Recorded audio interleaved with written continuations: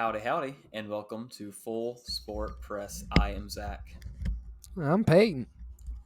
and we've got actually a fun episode for you today because college basketball is back, ladies and gentlemen, That and all is. others. So let's get right into it. Do you want to go first or me for what we saw? I can lead us off. Alrighty. So what we saw has to do with the Sanford Pentagon, which is located in Sioux Falls, South Dakota. And you might be saying, what does that have to do with anything? Um, Baylor and Auburn played in their opening game at the Sanford Pentagon in South Dakota. And you might be asking why, and I think that's a valid question, and I can't give you the answer. I don't know why this was a thing, but for some reason they played their opening game at the Sanford Pentagon. Now, the Sanford Pentagon is like an arena that is like for sports things. Mm-hmm. But for some reason, yes, they randomly played there. It was cool, I guess. I don't know what the point of it was, but I thought that was kind of crazy because I heard it at first. They were like, this game's being played at the Pentagon. And I was like, sorry, what? And then I tuned in, it said like Sioux Falls, South Dakota. And there, Huh. so like this Pentagon has inside of it, let's see, 1, 2, 3, 4, 5, 6, 7, 8, 9 basketball courts Wow. in it. Um, Okay. but yeah, they were on the main floor with the stands and everything. And yeah, pretty crazy thing. I'd never heard of the Sanford Pentagon. No. Like I said, I don't know why they played there, but pretty cool. Oh wow. Yeah, there it is. Sanford Sports Pentagon images. Can I see the outside of it? Oh. Huh. It's really just a pentagon. Yeah, who knows what the Wow. purpose of it being a pentagon is. But yeah, pretty cool, I guess. Man, that is weird looking. All right. Cool. Well, what I saw. I mean, there's no way it couldn't be this with how beautiful it was. Peyton, I don't know if you saw it. I retweeted it like thousands of times, probably. But Malaysia Fulwiley. She is a rookie guard for the South Carolina Gamecocks. She's a freshman. It's her first year, and she already is taking the basketball world by storm. And what Magic Johnson says is the best basketball move he has ever seen, ever in basketball. So basically, what happened was South Carolina played Notre Dame in Paris for their first game. We're going to talk all about that game later. But this one play Malaysia Fulwiley had, man. So she went coast to coast down the court with this ball. Once she got into the paint, she goes around her back and in the same motion fakes a pass with her right hand and then goes up on the left side, lays it up with her right hand, and it was just absolutely wild to watch. This was a game that my kindergartners got to get a special preview or special viewing of during their PE class, mainly because I wanted to watch it. And I was like, you know what? Why not introduce them to South Carolina women's basketball and how great it is? But yeah, I got to see this live and I went crazy. The kids thought it was really cool. So yeah, really good move. Alrighty. My oh wait, I guess we're moving on to game of the week. Yep. I did see that it showed up in the halftime show of one of the games I was watching. Dude, it was crazy. My game of the week last week was Miami Dolphins versus Kansas City Chiefs in Germany. The Dolphins ended up losing this one 14-21. Chiefs kind of controlled it the whole way. They were up 21-0 at halftime. Dolphins scored twice in the third quarter, and that was pretty much it. I know they had a couple of chances on the last drive, but couldn't really put anything together for them to come back and win it. Now, Travis Kelce passed Tony Gonzalez to become the Chiefs' all-time leader in receiving yards in this game. So pretty cool. Yeah, and the Chiefs beat the Dolphins, moved to 7-2. The Dolphins moved to 6-3. Nice. Yeah, I didn't watch any of that game. I was still asleep, I believe. I didn't watch it either because I was heading to Charlotte for the Panthers game, but I kept up with it. Nice. Alrighty. Well, my game of the week was Georgia and Missouri, and this ended up being closer than I thought it was going to be.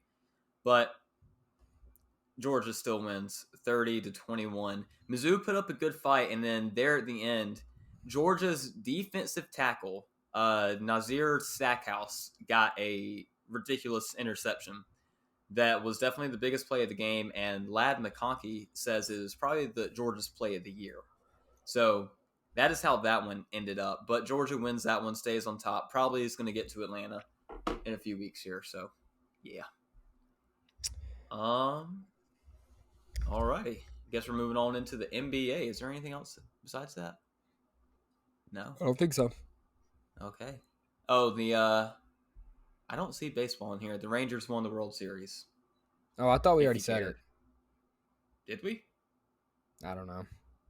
I don't think we did. Well, the Rangers won the World Series, if you care. All right, now on to sports that matter. The NBA. Really, this is just what I have to say. The Pacers are scary good right now, and I'm very excited. So right now they have two 150 plus point games, and the other games are like around 120s. I think last night the one I went to was 134. And then on top of that, they are the number one offense right now at scoring 125 points per game. And they're fourth best in field goal percentage at 50%. And they are fast. I just want to say this about Tyrese Halliburton. He is generating 56 points per game this season. So that is making up the points that he scores and obviously like assists and stuff. He's averaging 24 points and 11.7 assists on 49% field goal shooting, 40% three shooting, and a 93% free throw. He ranks number one in offensive rating, scoring at 120.4 points per 100 possessions right now. So Tyrese Halliburton is an absolute monster, and I love it. Quick question about the Pacers. I hate you. Two Don't games Don't even say ago. it. Is I know you didn't mention the last two two games, but the game before that. I'm looking at the schedule. Oh, that's weird. They played the Charlotte Hornets. Oh, but the Pacers are good, so I'm sure they won because the Hornets suck, right? Oh, huh. This says Hornets had 125 and the Pacers had 124. Wow. Okay. And? That's all I needed. Oh. Yep. I mean, at least I don't have criminals on my team, so you know. Hey, they're not I got playing. that going for me. Okay. They're not playing. Not for long, yeah. Alrighty, getting on into college women's basketball. Number one, you know I have to talk about the South Carolina Gamecocks because, man, oh man, all the media has been, we don't know what this Gamecocks team is. They definitely aren't going to be anywhere near repeating or like trying to fight for a national title. They're ranked high, but we really don't know what they are. Whereas I've said all offseason long, y'all need to shut your mouth because this Gamecock team is probably one of the best. And oh boy, did they show out in Paris, beating Notre Dame 100-71. So kind of the highlights for this game, the freshman takeover. For Notre Dame, Hannah Hidalgo had, what did she have, 30 points or maybe high 20s? Let me get to the box score. Hidalgo had 31 points on 10 for 24 shooting, so really good play for her. I already talked about Malaysia Fulwiley, who she came off the bench, and she ended up with 17 points on 8 for 14 shooting.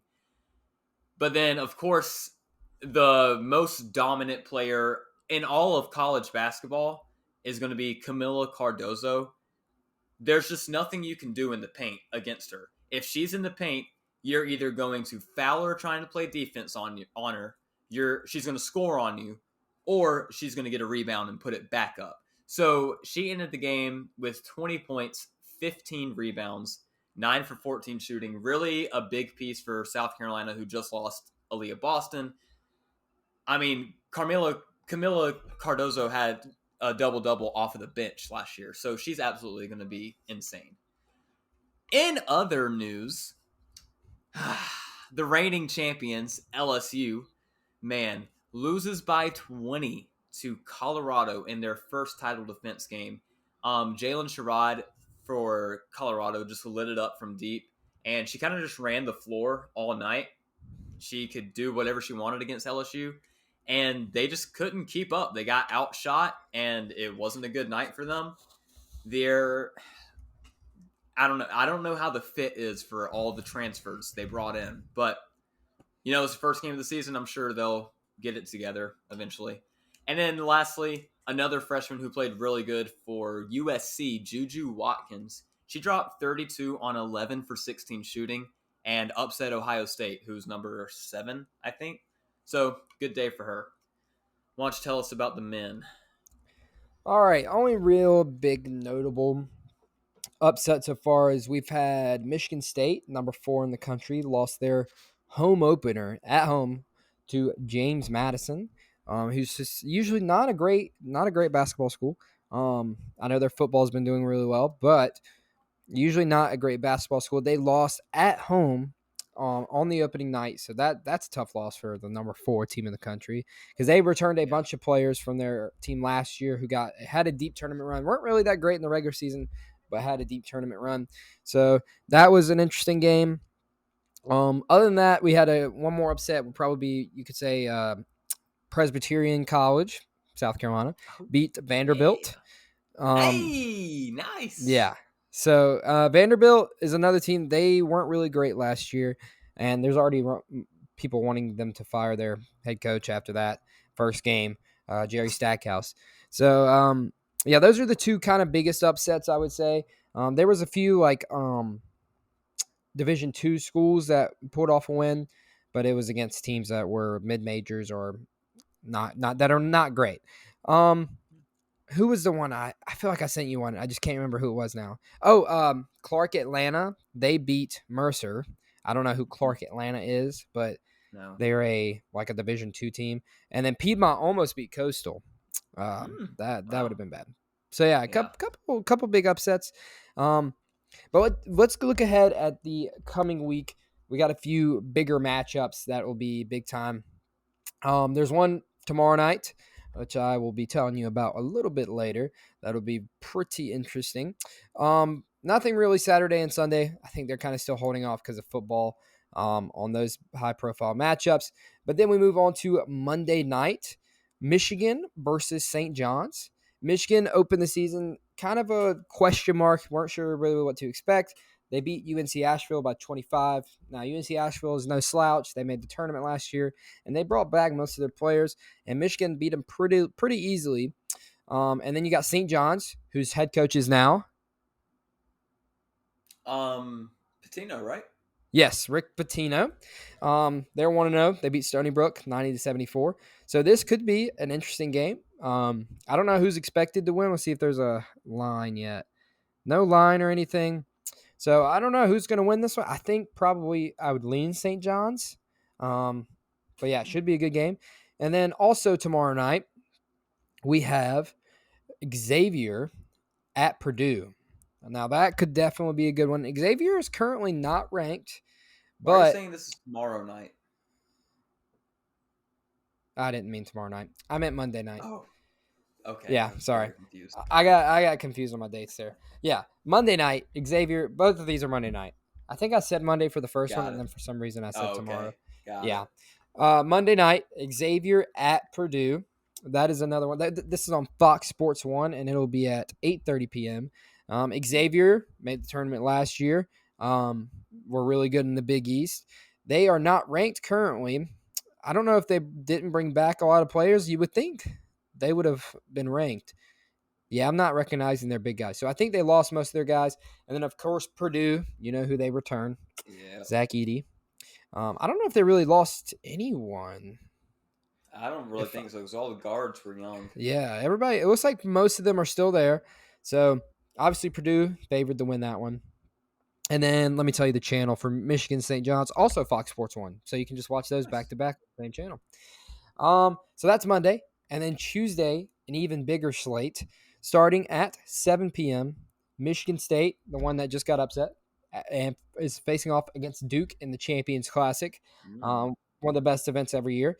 And I don't know who to expect to win this. Obviously, A lot will be told tomorrow night when Duke pull. I won't say it yet. I almost said it, but Tuesday, this will be on ESPN at 7 p.m. And then the second part of the Champions Classic, right after this, 30 minutes after this game, Kentucky and Kansas. Um, both of these should be great games.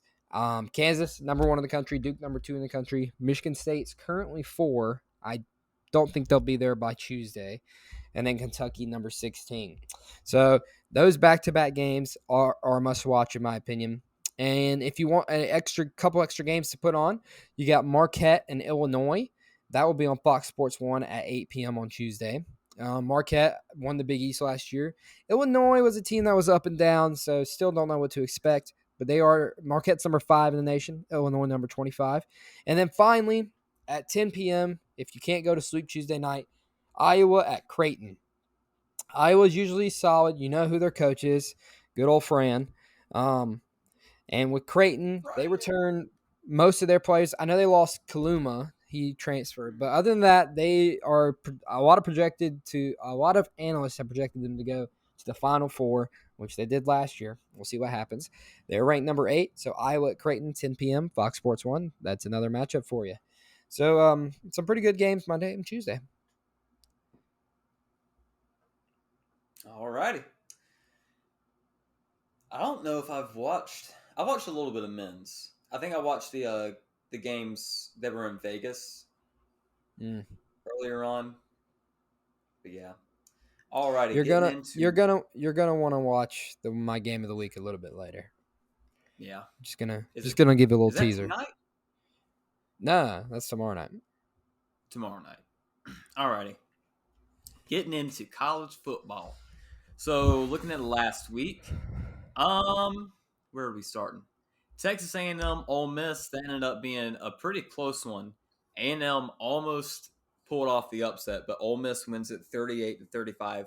Did you watch any games Saturday? I don't think I did. Nice. Alrighty, we're just gonna keep moving then. Texas and Kansas State was another really close game. It ended up going to overtime. Texas wins it though 33-30. That was a weird one where I think Kansas State got up and then Texas came back, but then Kansas State almost seemed like they were going to win, like pull off the upset, but they let Texas have it again. Louisville and Virginia Tech. Louisville won 34-3. So cool. Oklahoma State and Oklahoma, Bedlam, the last scheduled Bedlam, at least, that we have. Another close one, but Oklahoma State pulls off the upset 27-24. Kansas and Iowa State. Kansas won 28-21. They stay ranked with that. And then the big one was Washington versus USC. Washington stays undefeated. Definitely, absolutely destroys any hopes that USC had for, I would say, a Caleb Williams Heisman or playoffs. Obviously, Pac-12 championship's gone. But they won 52-42. And then they have another big game this week that we're going to talk about in a second. I mean, other big games was Alabama. They won pretty easily, 42-28. Clemson, they ended up beating Notre Dame 31-23. Ohio State struggled in the beginning with Rutgers, but then ended up winning 35-16. So, yeah. I think for today's college football matchups, we should go each time slot and each pick a game and just say that's our game for the time slot. Let's do it. All right. Starting at 12, you go first. I'll let you take the easy one. I mean, yeah, Michigan, Penn State. It's easy. That is on Fox. It's number 3 versus number 10. It's really Penn State's chance to prove if they're for real or not. And this is really the first person that Michigan has played. And Michigan has a hard schedule the rest of the way.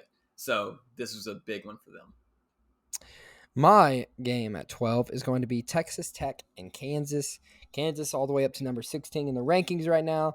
Texas Tech is 4-5, but I feel like this is a classic game that can just be a slip up for a Kansas team because they've had some big wins. They've had some good games.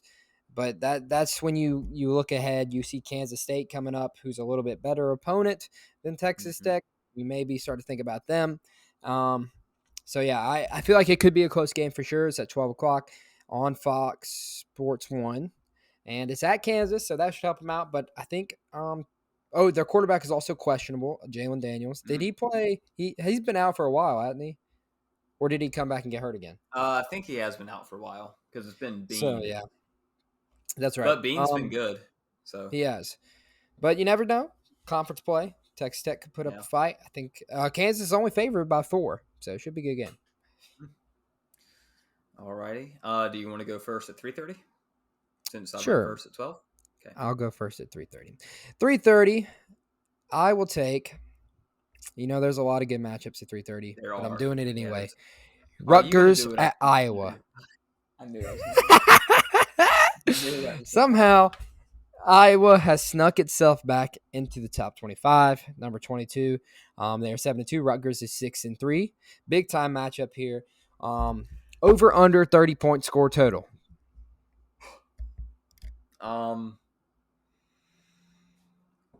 Man, probably under. Yeah, there's only been a couple games. Let's see, the last the last 3 games, there hasn't been a game over 30 for Iowa. They beat That's Wisconsin crazy. 15-6. They lost to Minnesota 12-10, and they beat Northwestern 10-7. So this one should be fun. Yeah, I don't know. I mean, Rutgers has been good this year though, and their They offense has have, been they good. have. But yeah, against nobody's offense does good against Iowa, so it doesn't matter. Okay, now my 3:30 game is I've got 2 choices, but I obviously have to stick with the undefeated Huskies. They go, or no, Utah comes to them, who is 7-2. Utah has that crazy defense, but Washington's offense and Michael Penix have been on another level this year. That is on Fox at 3:30. Make sure you tune in for that one. My prediction for And that game: Washington wins by 20 plus. yeah, probably. Let's just give I some hope. honorable I mentions hope so. because there are some other good games in there. Also at 3:30, Tennessee and Missouri on CBS. Yep. That is obviously a Yep. good one. And Miami, Florida State on ABC. Yep. All right, 7 o'clock. Man. Oh, never mind. You have the easy one. Okay. Yeah. All right. So, where did it go? There it is. 7 o'clock. You have to tune in to ESPN. Ole Miss versus Georgia. Number 9 versus number 2. 8-1 versus 9-0. We know how this is going to go, most likely. But Ole Miss is a fun team. They have a fun offense. It's Lane Kiffin. So maybe there's some little magic in the air. All right, Peyton.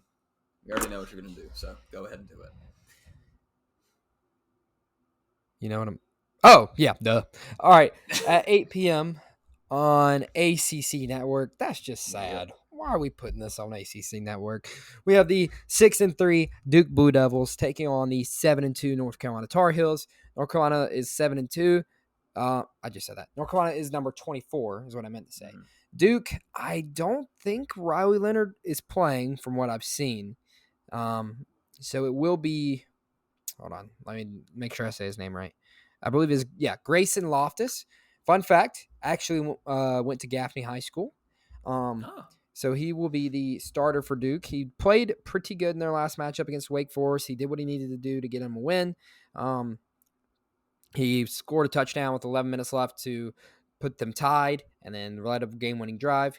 He did go 7 for 19, 86 yards, a touchdown and a pick, so not anything crazy, but did what he had to do. Obviously, a rivalry game, so this will be a great one to watch no matter what. Mm-hmm. Yep. All right. Alrighty. As far as rankings, there was no movement in the top 8. Yep. No change. Yeah. So that's all. Nothing to really talk about there. Nope. All right. In the NFL, let's talk about the week in the NFL. Honestly, not anything too insane. No. I am now ready to declare I believe the Dolphins may be frauds. I don't know if they're a great team or not. I didn't know what you said. Frauds, yes. Yeah. If we look at the Dolphins, you say, "Wow, 6-3, Tyreek Hill. They're one of the best teams in the league." And But when you take a deep dive at their schedule, let's look at their wins. They beat Chargers by 2 week 1. At the time, that was seen as a amazing win, but it slowly kind of didn't turn into much. Then at the Patriots, we now know that's not a good win at all. The Broncos, not a good win. Lost to the Bills by 28. Mm. Horrible loss. Beat the Giants, means nothing. Beat the Panthers, means nothing. Lost to the Eagles, 31-17. Beat the Patriots again, and then lost to the Chiefs. So anytime that they've played a good team, they have They've lost. lost. Yeah. And it's starting to get to the Mm. question of are the Dolphins good, or are they just beating bad teams? And I mean, Yeah. they have a bye this week, so won't get anything this week. After that, they have the Raiders. Doesn't get us anywhere. Then at the Jets is at least maybe a little bit of a challenge. So with the defense, that is on Black Friday, and then at the Commanders, Titans, Jets, and then finally Christmas Eve they play the Cowboys, and then the last week they play at the Ravens, and then the Hmm. Bills. So those last 3 Yeah. weeks are going to show us a lot, I think. And the Dolphins are really going to have to prove themselves because right now they there's no proof that they're actually a great team. They're a good team, obviously, but as far as being a Super Bowl caliber, it's too early to tell. Um, the Ravens are legit for sure. I don't know what to think of them, man. When they've played, especially an NFC top team, they've just annihilated them. They beat the Seahawks 37-3 last week. When they played the Lions a couple weeks ago, that was my game to watch. They beat them 38-6. Their only losses are to the Colts and Steelers, which is weird. Hey. Because Yeah. that's like how does that happen? And then you Anthony go and Richardson. That's how. yeah, you go and destroy the Lions. You go and destroy the Seahawks. They also have a big upcoming game this week versus the Browns, a divisional matchup. Mm. Um, they beat them 28-3 the first time, but the Browns have been playing not bad. So Yeah. Browns are 5-3, Ravens are 7-2. Huge in the division because right now that division is chaos. Um, Mm-hmm. and then let's see. CJ Stroud had a huge day. He set the NFL single game rookie passing yardage record with 470 yards, threw 5 touchdowns, no picks. And they beat the Buccaneers 39-7. The Texans moved to 4-4, and he's looking good. That Yeah. offensive line is holding up for him. The wide receivers seem to be making plays. And let me just say, I feel like it's a lot of hype getting caught up in CJ Stroud. And let's give some more attention to D'Amico Ryans and the coaching job he's doing because I don't think a lot of people expected the Texans to be sitting at 4-4 at this point in the season. Just to go off what you said about wide receivers making plays and offensive line holding up for CJ Stroud, must be nice. Yes. But you know what? Let's just give a little talk about that because I feel like it would be too Homer-esque to not say anything. And I'm just going to start by saying I put right now maybe like 5% or less of the blame on the offense on Bryce Young. The offensive line is maybe one of the worst I've ever watched. I don't know what happened between last season and this season. It's basically the same offensive line, and somehow they've turned into one of the worst in the league. And it's like It's immediate just pressure every it's just play. not. It's so bad. It's so And bad. then you see these people post these clips on Twitter of wide receivers just running horrible routes where they're doing nothing, or every receiver is just blanketed the whole play. And Yep. there's some I would say half or more of the plays there's nothing Bryce Young can do besides Literally. throw it away or run out the pocket and hope something happens. And I don't know if it's the scheme, I don't know if it's the players, I don't know what it is, but that's what I'm saying. I'm not ready to say anything about Bryce Young being a bust or not being good. It's nothing is really on his fault. Yes, he made a couple stupid throws against the Colts, but at this point, I don't blame him. Yeah. So a lot of people are saying, "Oh, Panthers should have drafted C.J. Stroud." I'm not ready to say I that. I disagree. think I'm not either. C.J. Stroud's in a Either much way, better place right now. yeah. It's like whoever you would have put there in Carolina is just Yeah. not going to be in a good situation, apparently. Yeah, I think we would be saying the same thing if they would have drafted C.J. Stroud over Bryce Young. C.J. Stroud would be struggling with that because they would have been all over him just like Bryce Young. It's just right now that I don't think there's any quarterback that could come in there and be successful. No. So yeah. And then we have the Josh Dobbs performance. Got traded to the Vikings midweek. Somehow comes into the game after Jaron Hall gets a concussion and just balls out. and they beat the Falcons 31-28. Vikings move to 5-4. Do you think it is possible the Vikings can make Yeah. the playoffs without Kirk Cousins? Yeah. Really? Josh Dobbs is good. Why are we acting like he's not good? He was okay with the Cardinals. He started off good, but then he started to struggle a lot. I think he's good, and now he's got even better weapons. When Yeah. does Justin Jefferson come back? I believe he started Is practicing he? this week, or he Okay. can this week. I I don't know if he mean, did or not. yeah. Once he comes back, I expect this to be crazy. Kirk Cousins is trash. I don't care what anybody says. On the other Josh side, Dobbs is the better. Falcons. Okay, that's way wrong. You need to go look at It's Kirk not. Cousins' stats this year because Kirk I don't Cousins care was about playing Kirk out of his Cousins. mind. Nope. Kirk Cousins was playing out of his mind. Josh Dobbs is better. That based off what? He's an aerospace engineer. That's all that matters. Kirk Cousins had 18 touchdowns, 5 picks, 2,300 yards. He was playing insane. And he can't go to space, can he? Okay, well. All right then. And on the other side of that game, the Falcons lose one they really needed to win, fall to 4-5. And so I don't know if you've seen all the stuff about Arthur Smith on X. Bijan Robinson to this point in the season has 1 carry in the red zone, I believe, or in the side to 5 or something like that.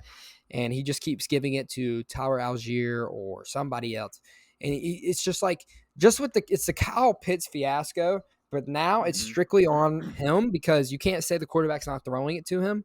He's just not giving the ball to Bijan in like must give scenarios. Yeah. And it's like, what do we? I don't know what he's doing, and he's like, he keeps blaming it on all these fantasy football players want me to give it to Bijan. No, give it to the player you drafted inside the top 10, who is. There's no reason Tyler Algier should have more rushing attempts than Bijan Robinson. Mm-hmm. There's just Yeah. no reason. It doesn't make sense. So yeah, there's a lot of stuff going on there. Could that cause him to get fired? Honestly, I feel like you have to consider it because you chose to draft him in the top 10 and you're just not using him. Makes zero Yeah. sense. And at least in the Lions scenario early in the season, it was Jahmyr Gibbs and David Montgomery, who they had just paid a little bit. But Mm-hmm. there's no excuse for why you're saying Tyler Algier should be getting more carries than Bijan. The Bills could the Bills miss the playoffs? It's looking a little more possible. They lost to the Bengals. They moved to 5-4, and so obviously they're in a must-win this week. They got the Broncos. Should be easy, you would think. Next week they got the Jets. Could be a challenge, but then they have a gauntlet: Eagles bye week, Chiefs, Mm. Cowboys, Chargers, and then the Patriots and Dolphins to end it. Damn. So the Bills might be in danger of not making the playoffs. What do you think? I mean, honestly, I had no clue they were even that bad. Yeah, That's surprising to me that they have 4 losses. yeah. Um, They lost to the obviously the Bengals. Here, I'll tell you who else. Hold on. They lost to the Jaguars, the Jets, and the Patriots. That's a tough one. mhm. Yeah. I And don't then know. final thing of the week, the Jets really need Aaron Rodgers back. The defense is insane, but right now they just can't do anything with Zach Wilson. And he was taking dropbacks and throwing the ball down the field. So who knows? Maybe he'll come back soon. I doubt it, but he could. All right. Looking ahead to this week, let's talk about our primetime games and the games to watch in each window. Starting tonight, the Thursday night football game of the year, baby. We got the Carolina Man. Panthers and the Chicago Bears. We've been waiting all year for it. We knew what it was going to be. It's going to be fun, huh? I know you're excited, right? Oh yeah, I'm gonna be at a bar watching it. So Well, how many people will fall asleep in that bar, do you think, watching this game? I probably will. I am like exhausted. So I will be one of them. Uh, well, we got Bryce Young versus Tyson Bagent, two great quarterbacks so far this year.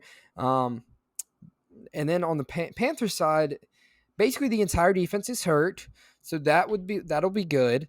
Yep. J.C. Horn's still out now. C.J. Henderson is out as well. Brian Burns is out.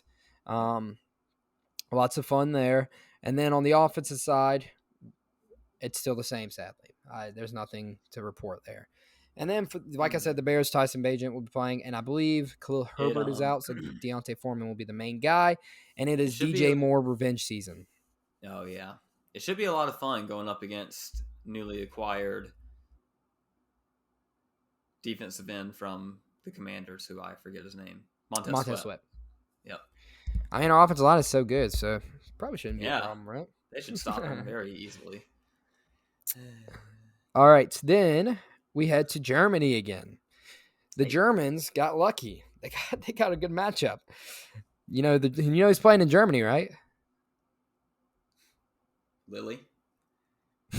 The Colts and the Patriots. Yeah, baby. What a man! So I got an email like when they announced this game from I think the Colts, and I could get a package which included airfare, like rental car if you needed it, hotel, food, and the game. A whole package for like $4,000 total. So imagine spending that to go see them play the Patriots. Yeah, I know that'd be bad. All right. Not much to say about that game. It's not going to be fun. Just like the Thursday night one. The primetime games are really great this week. Just wait till I get to the rest of them. We're really in for a good one. All right, and then for the 1:00 games, my must watch would probably be the 49ers and the Jaguars.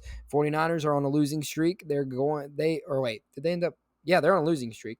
They're 5-3 currently, with the Jaguars on a winning streak at 6-2. Wow. But both of these teams are probably going to make the playoffs pretty much, but could be a big win to kind of show they are serious contenders, especially the Jaguars. I think if they win this game, I will definitely look at them as one of the top teams in the AFC. Also at 1, is the Texans and Bengals. That could be interesting. Then at 4:05, we got the Lions at the Chargers. This is the only good 4:00 game. The rest of them are quite horrible. And the Lions are sitting at 6-2, first in the NFC North, and the LA Chargers are at 4-4. Now, this is more. Chargers really need to win this game, I feel like, to give themselves even more of a chance to make the playoffs. We talked about they have a chance because of the Bills' horrible schedule coming up, but the Chargers really need to start winning most of their games to remain. So they got the Lions this week, then the Packers, Ravens, Patriots, Broncos, Raiders, Bills, Broncos, Chiefs. So if the Chargers could pull off an upset against the Lions here, that would be huge for their chances of making the playoffs. Then we hit Sunday Night Football. You ready for this matchup? Yep. The New York Jets versus the Las Vegas Raiders. Oh, yeah. That'll be fun. I'm imagining like a kind of like a Iowa Northwestern game here, maybe 10-7 or 17-7, somewhere around there. Which the thing is, it's fun when it's Iowa. It's not when it's professional football. Yep. So what's interesting about this game is it's the Jets and Raiders. The Raiders have not been good. Jets have been okay. The Jets are only favored by 1 point. Okay. I feel like I would take that easily. Yeah. And then on Monday night, to really round off our great week of primetime games, the Denver Broncos versus the Buffalo Bills. Yes. And that'll hopefully be a blowout for the Bills, you would think. I want to see Russ. So just to recap, no good primetime games. That'll be fun. In fact, here's why. Here's your bye weeks. The Chiefs, the Dolphins, the Eagles, and the Rams. Oh, my gosh. Well, that's good for the Rams because Stafford needs to get healthy. So, yeah, that sums it up. I know a lot of people have been complaining on Twitter that they haven't flexed any games. Like Jets Raiders feels like an easy, why would you not flex? You could easily flex Lions Chargers. You could flex Browns Ravens. You could flex Texans Bengals. You could flex 49ers Jaguars. Literally anything other than that game. That's I don't know why they're not using them. I guess they're saving it, but still, like that's a pretty horrible matchup. I don't understand this. You are the NFL. You're in charge of when the games are. Just change it. Like there's no one else to ask. It's you. I guess there was a theory somewhere that like CBS or Fox has certain vetoes they can use, like if they're taking away a good game from them or something. But still, it's abysmal. Yeah. All right, moving in to our games of the week. I teased it, Yep. and now let's talk about it. Tomorrow night, ESPN, the Duke Blue Devils, number 2 in the country. They will be defending their home court, Coach K court, against the number 12 team in the country, Arizona Wildcats. This is on ESPN2 at 7 p.m. Mark Mitchell will be a game time decision. Now, Tyrese Proctor said he's going to play. I don't know how much Tyrese Proctor has the power to say that, but he did say it. Arizona won their first game against Morgan State, 122-59. Duke won their first game against Dartmouth, 92-54.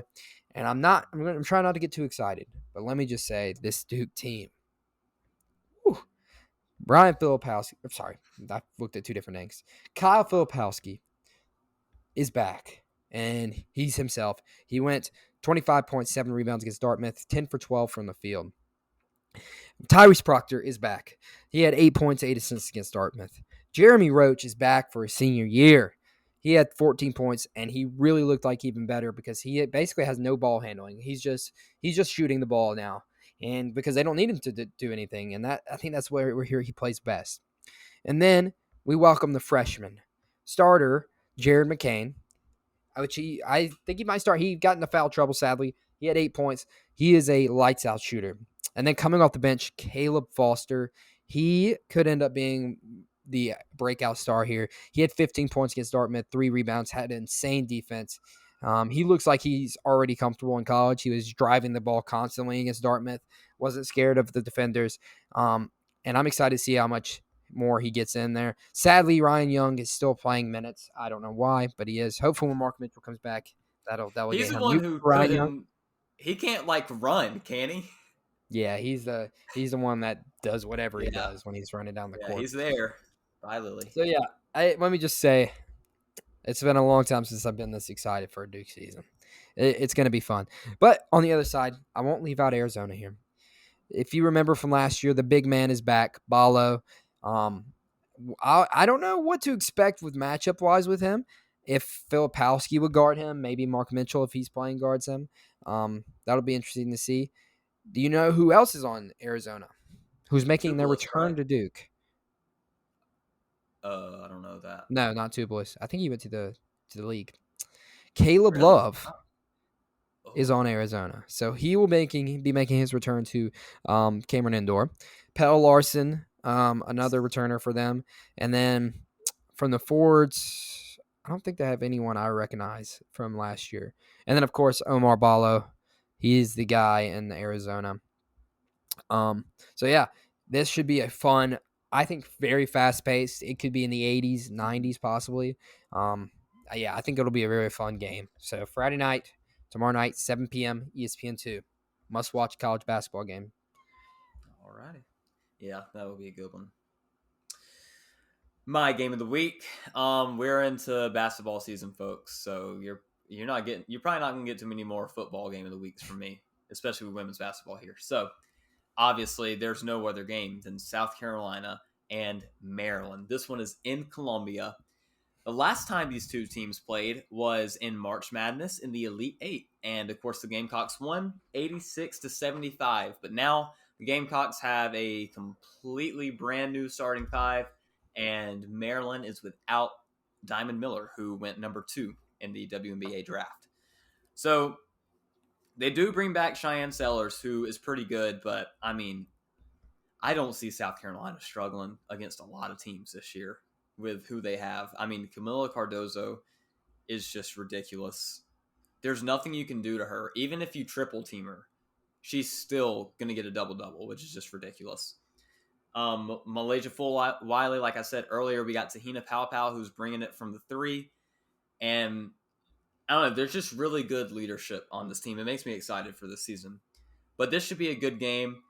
Really tough for Maryland because they play us in Columbia, and then they have to go up to Storrs, Connecticut, and play UConn. So that's going to be a rough one for them. And then after that, they play Washington State, who is ranked. So it is going to be a rough little time for Maryland. And then looking ahead for South Carolina, after this, we get a little bit of a break with Clemson, South Dakota State, who South Dakota State could put up a fight a little bit because I often believe they were a tournament team last year.